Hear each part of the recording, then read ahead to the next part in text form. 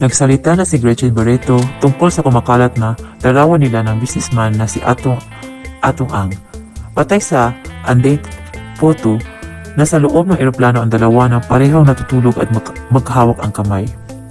Nakasandal si Gretchen sa may bandang dibdib ni Atong at nakikitang magkahawak ang kanilang mga kamay. Ni-repost ni Gretchen sa kanyang Instagram story ang screenshot ng larawang ito na ipinadala raw sa kanya.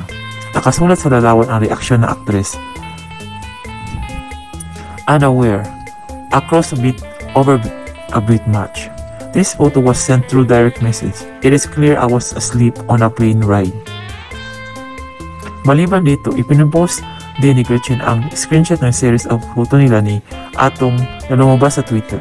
Sa unang larawan, makikita sila ni Atong na nasa loob ng eroplano habang nakatayo. Sa sumunod na larawan ay magkaharap sila habang nasa airline lounge. Sa ikatlong larawan ay makikita silang nakapila sa airline counter. Sa pang-apat na larawan may kuha ng dalawang tao na magka-holding hands pero hindi kita kung sino ang mga ito. Reaction dito ni Gretchen, nothing wrong with these photos. Pinatamaan pa niya ang kapatid na si Marjorie na nakasalukuyang kagalit niya. Ani Gretchen, fully clothed. No naked photos like of Marjorie Che. Very.